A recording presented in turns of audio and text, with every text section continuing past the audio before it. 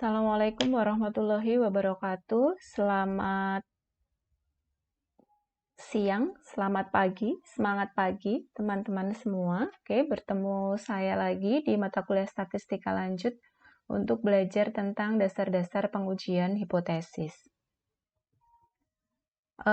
Hipotesis di sini kalian mengenal hipotesis itu sebenarnya ada dua ya, hipotesis penelitian yang ada di dalam penelitian dan juga hipotesis statistik. Untuk selanjutnya nanti yang akan kita bicarakan adalah hipotesis statistik. Namun kalau kalian dulu mengenal di dalam percobaan gitu ya, karya ilmiah pada saat dulu itu kalian mengenal yang namanya hipotesis penelitian. Nah, kalau di dalam penelitian, hipotesis itu adalah jawaban sementara terhadap rumusan masalah. Oke, nanti di selanjutnya ada penjelasan contohnya. Kemudian hipotesis statistik itu yang lazim dinyatakan dengan hipotesis saja. Selanjutnya, ketika kita berbicara tentang pengujian-pengujian, nanti biasanya langsung dibilang hipotesis gitu.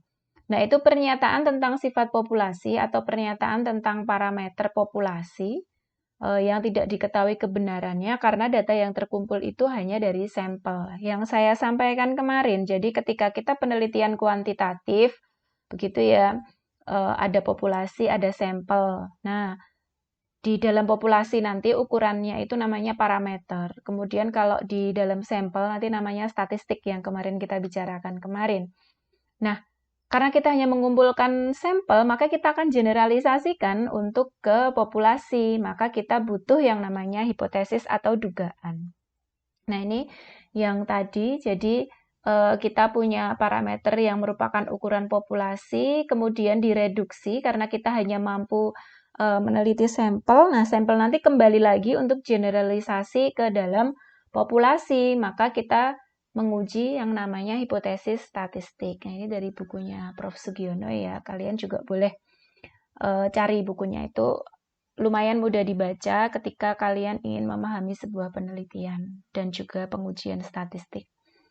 Nah, tadi biasanya kita nanti akan menguji, kemarin kan kalian juga sudah ya di statistika deskriptif itu ada rata-rata, simpangan baku, varians, ini ya, 3 ini ya, kemarin ketika kalian belajar tentang statistika dasar. Nah, rata-rata itu parameternya adalah mu, seperti ini. Kemudian kalau di dalam statistik sampel yang kita hitung, itu pakainya X-bar.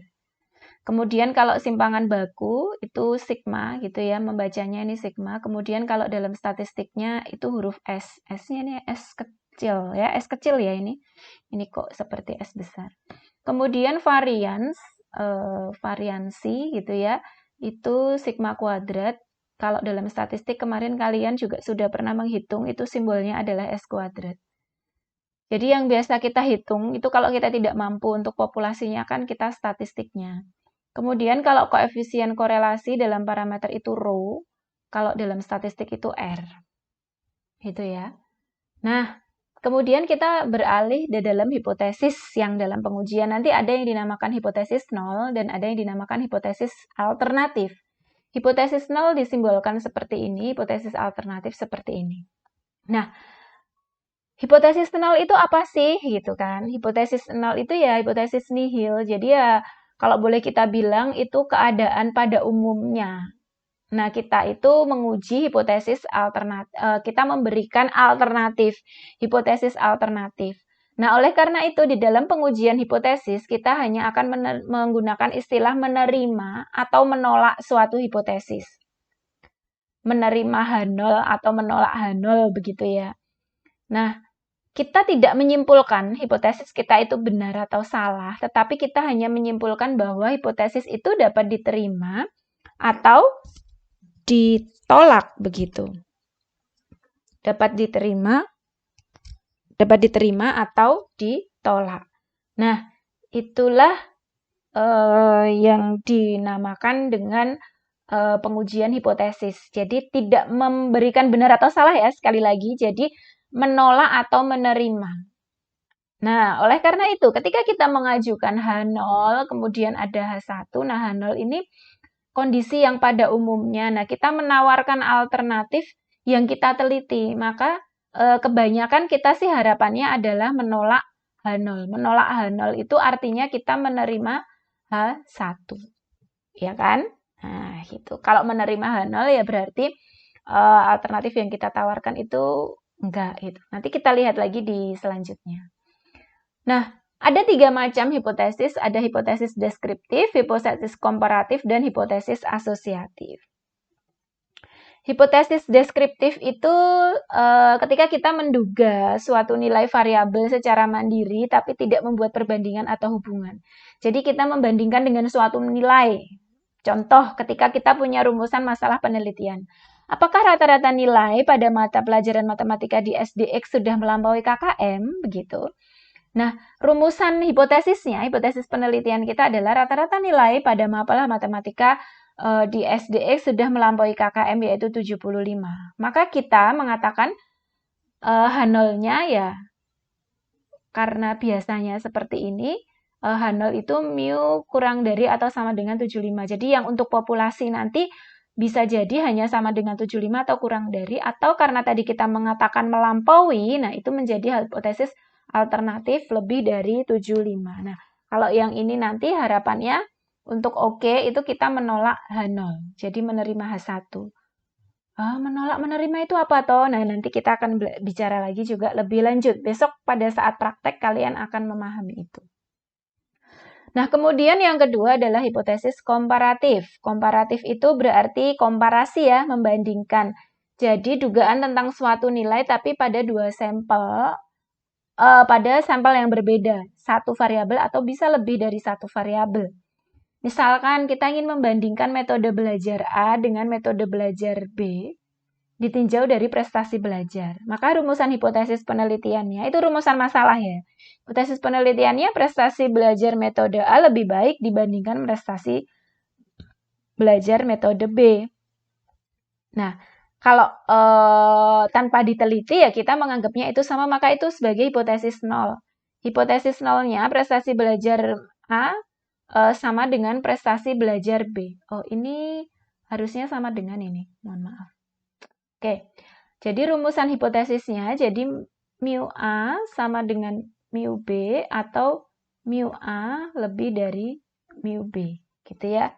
Jadi sama atau bisa jadi lebih. Ya, sebenarnya bisa jadi kurang juga sih. Ini boleh yang kiri atau yang kanan ya.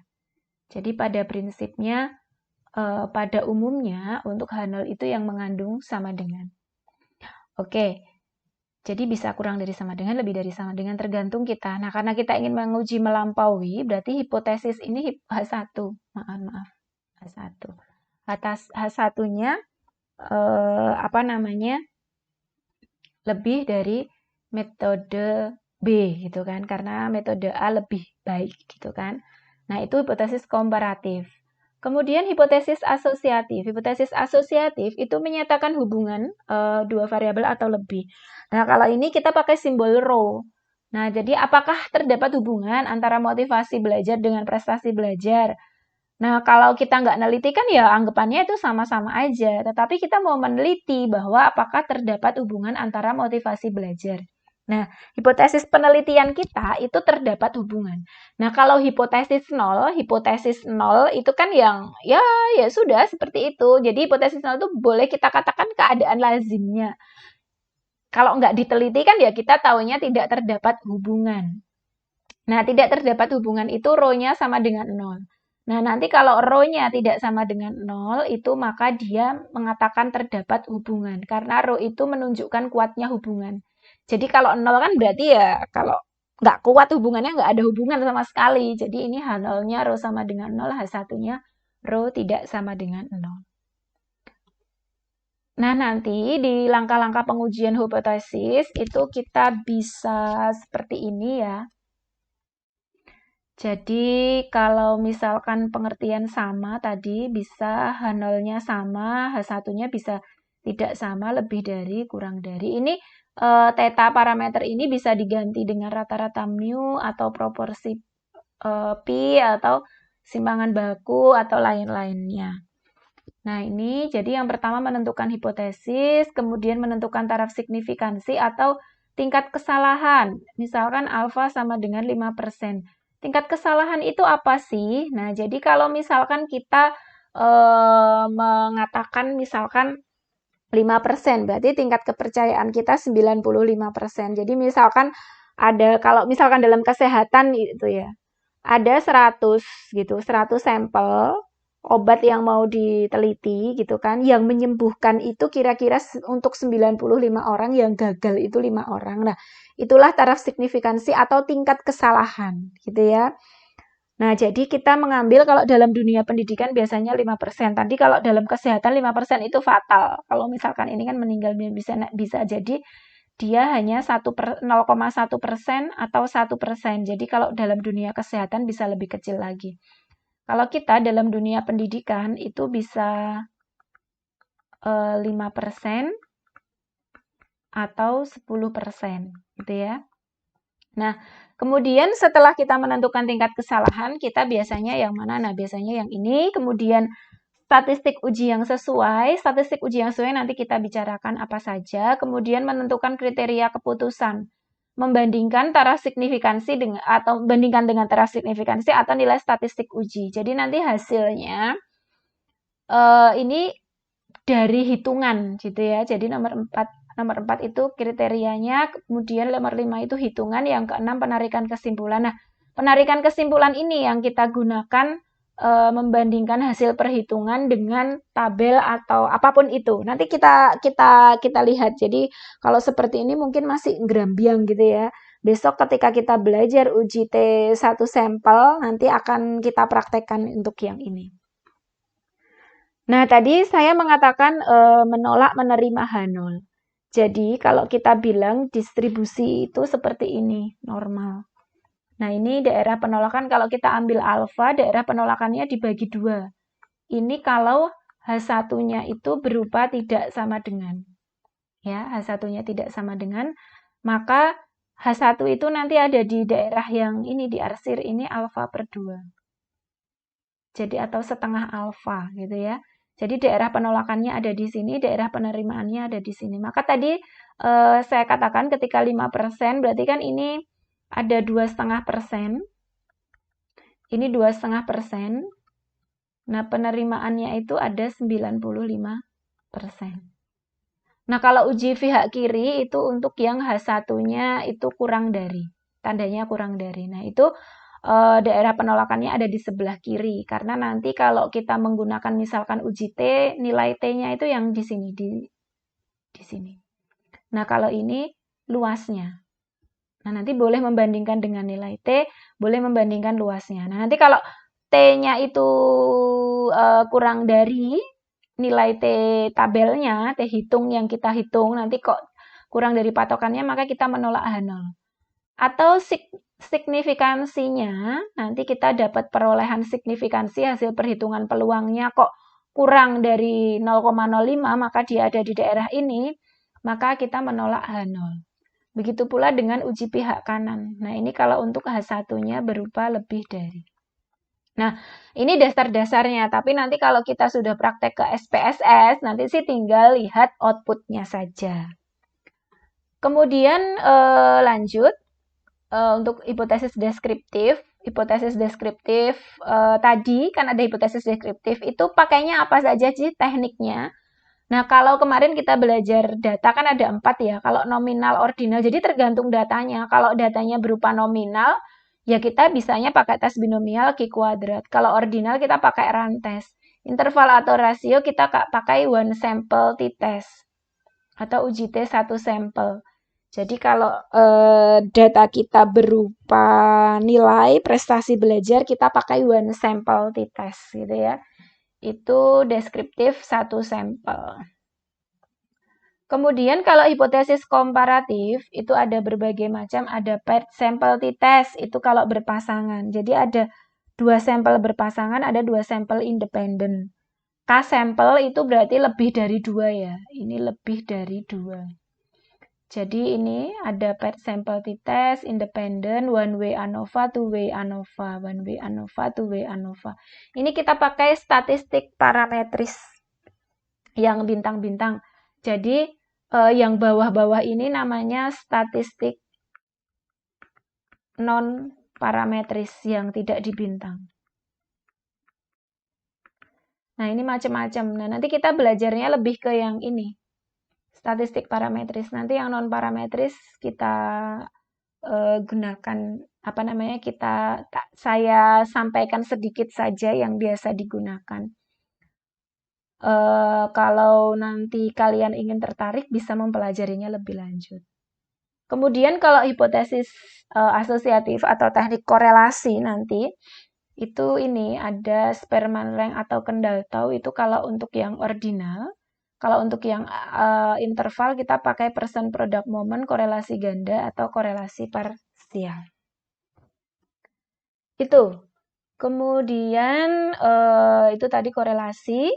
Nah, kalian mungkin pernah mendengar atau di dalam RPS juga disampaikan tentang analisis regresi. Bedanya apa sama analisis korelasi? Ini yang kadang teman-teman pada saat penelitian tuh sok bingung. Jadi kalau korelasi itu hanya mencari hubungan saja. Jadi biasanya kalau di dalam judul skripsi itu hubungan antara prestasi belajar dan motivasi belajar. Ya sudah, berarti hanya hubungan aja, seberapa kuat hubungannya. Tetapi kalau mencari pengaruh prestasi belajar terhadap motivasi belajar atau pengaruh motivasi belajar terhadap prestasi belajar itu pakainya analisis regresi. Jadi regresi itu untuk memprediksikan seberapa jauh perubahan nilainya. Nah, jadi itu jadilah pengaruh tadi. Jadi beda ya korelasi dengan regresi. Nah, itu yang bisa kita pelajari pada dasar-dasar pengujian hipotesis. Kemudian nanti saya akan menunjukkan apa namanya SPSS gitu ya. SPS.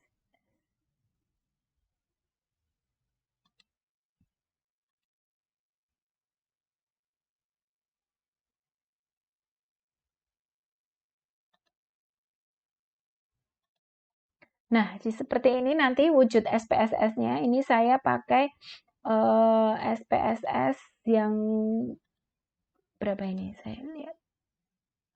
26 ya. Kalian boleh pakai yang mana saja. Nah, nanti ada tampilan seperti ini. Nanti kalau kita mau mengetikkan datanya ada di sini.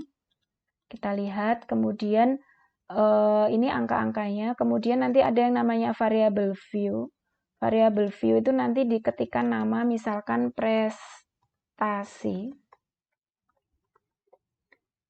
Kemudian tipenya ada macam-macam ya di sini kalau mau numerik. Kemudian desimal berapa, kemudian value-nya nggak perlu biasanya ini, terus kemudian measure-nya dia masuk scale itu berarti rasio tadi, ordinal atau nominal. Scale itu antara interval dan rasio ya. Kemudian ordinal, nominal, jadi di sini dibedakan. Nah, ini kemudian nanti kalau mau analyze-nya ada di sini. Kemarin kalau cuman mau menghitung deskriptif, rata-rata dan sebagainya, kita klik ini. Nah, ini kalau kemudian compare means, ini ada ya, one sample t-test tadi nanti pakai ini. Independent sample t-test kita pakai ini. Paired sample t-test pakai ini. One way ANOVA pakai ini. Nah, nanti ada yang namanya uji prasarat. Uji prasarat itu kita pakai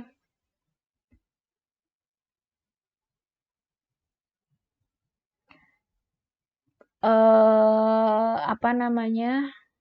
Pakai Kolmogorov, biasanya pakai Kolmogorov Smirnov. Itu ada di, kita lihat, ini one sample non parametrik, dia masuk ke non parametrik, nanti one sample, nanti ada namanya Kolmogorov Smirnov gitu ya. Nah, kemudian tadi kan ini compare means ya. Nanti kalau misalkan two-way ANOVA pakainya apa? Nanti pakai ini, univariate ini, general linear model. Kemudian kalau correlate tadi ada yang bivariate, ada parsial. Nah, jadi bivariate itu hanya hubungan antara dua variabel begitu, itu pakai bivariate. Nanti pilihannya ada macam-macam. Ini ada person, ada Kendall-Stau, ada Spearman. Tergantung kita pilih yang mana. Tadi ada di sini semua. Kemudian regression nanti ada linear regression. Nanti kita pakainya linear regression. Oke. Ini nanti kalau validitas reliabilitas. Nah, non-parametrik ada banyak ya. Yang ini. Oke. Nah, ini. Ada Human Kolmogorov, Kruskal-Walsh one-way ANOVA gitu kan. Ada Woltewolfis two samples gitu. Jadi ada banyak.